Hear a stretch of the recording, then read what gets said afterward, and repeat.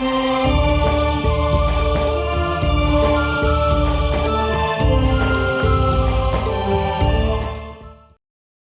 जी को कि धर्मदास मैंने जो सतनाम का सुमन किया, 2 अक्षर का है सतनाम। ये अनाड़ी संत, ये कबीर पंथी, राधा स्वामी, धन धन सतगुरु वाले गाटा जोड़ रहे सतनाम, इन्होंने सत्यनाम का नाम रखी है।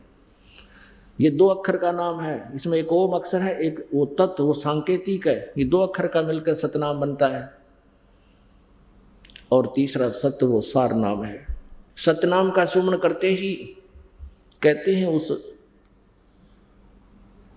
काल की नहीं पार बसाई, ऐसे गिर गया जमीन पर जैसे पक्षी की पंख कट जाते हैं, वो उड़ नहीं सकता, पड़ा पड़ा तड़फ रहा होता है। यहां तक लिखा है कबीर सागर में कि वो इतना भयभीत हो गया इस मंत्र के प्रभाव से कि वो पाताल लोक में भाग गया, दौड़ गया। कहाँ तो टॉप मोस्ट प्लेस पर अपने निज स्थान में ब्रह्मलोक में था। इसने ब्रह्मलोक भी 2 स्थान पर बना रखा है। एक 21वें ब्रह्मांड में इसका अपना ब्रह्म स्थान है, खुद अपना निजी स्थान है। एक इसने ब्रह्मलोक प्रत्येक ब्रह्मांड में बना रखे है। तो ये उस समय ये सबसे ऊपर वाले 21वें ब्रह्मांड में विराजमान था, वहां से पाताल लोक सबसे नीचे के लोक में बाज गया, छुप गया। परमात्मा तक कहाँ जाएगा? वो परमेश्वर वहां पहुंच गए। हाथ जोड़े, पैर पकड़े, चरण छू दिए, मैंने माफ कर दियो जोगजीत, मैं तो आपको भगवान जैसा मानता हूँ, मेरे से गलती होगी। वे तो अक्षमाई किया करते हैं, बच्चे तो गलतियाँ करते हैं। तो परमात्मा बोले खड़ा हो, यहाँ सबके सामने नहीं, चल वही बात करेंगे।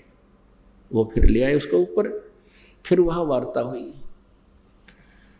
अब उस काल ने सोचा कि ये तेरी पावर, तेरी अपनी पावर से, शक्ति से तो इस बात बने को नहीं।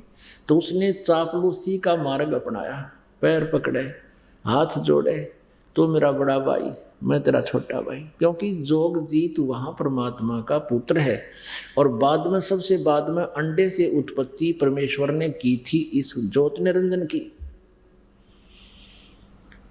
तो कहते हैं तू मेरा बड़ा भाई, मैं तेरा छोटा भाई। मैं तो आपको परमात्मा पिता के समान मानता हूँ, और आपको परमात्मा ने पावर देकर भेजी है, जैसा कि आप कह रहे थे। आप जैसे उचित समझो चले जाना, लेकिन मेरी कुछ प्रार्थना स्वीकार करो और वचनबद्ध होकर सुनो। अब परमेश्वर ने कहा कि ठीक है, वचनबद्ध हो गया। बोल क्या मांगता भिखारी? तब उसने कहा कि 3 युगों में जीव थोड़े ले जाना, सतयुग, त्रेता, द्वापर में। आप कहो ना नीचे जाएंगे, सारा ज्ञान बताऊंगा, और फिर सतनाम यानी सही ज्ञान दे करके, नाम बता करके जीवों को सतलोक भेजूंगा। तो 3 युगों में जीव थोड़े ले जाना। मुझे श्राप लगा हुआ है 1 लाख मानव शरीरधारी जीवों के खाने का है, तो मेरी भूख कैसे मिटेगी? और 4था युग जब कलयुग आवे, तब तब शरण जीव बहु जावे। ऐसा वचन हर मोय दीजे, तब तुम गवन संसार ही कीजिए। मुझे ये वचन दे दो कि 4थे युग में कितने ले जाना। और एक और प्रार्थना है कि जो तुम्हारे ज्ञान को स्वीकार करे वो आपका, और जो हमारे अज्ञान के ऊपर आधारित रहे वो हमारा रहे, वो मेरे ही मुख में आवे, उसको आप ना डिस्टर्ब ना करना। ज्ञान आधार से ले जाना। और जो हंसा तुम्हारे गुण गावे, ताकि निकट काल नहीं आवे। ऐसे उसने कई प्रार्थनाएं की, और परमात्मा ने जोगजीत रूप में तथा अस्तु कह दिया। जब उसको ये हो गया कि सारी डिमांड मान ली, वचनबद्ध हो गए, मान ली, फिर कहने लगा, फिर अपना वो स्वरूप दिखा दिया। पुण्यात्मा, यहाँ सभी की आदत है, स्वभाव भरा हुआ है, यथा राजा तथा प्रजा, क्योंकि 21 ब्रह्मांड का राजा ही ज्योत निरंजन है। उसी वाला स्वभाव हम सब में है। पहले तो उसने बल प्रयोग करके देखा, जब बल से बात नहीं बनी तो फिर छल प्रयोग करके देखा। अब छल से वो सोच रहा था मैं सफल हो गया।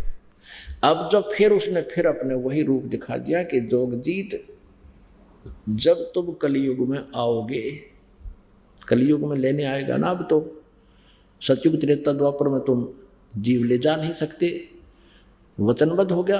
कलयुग में जब तुम आओगे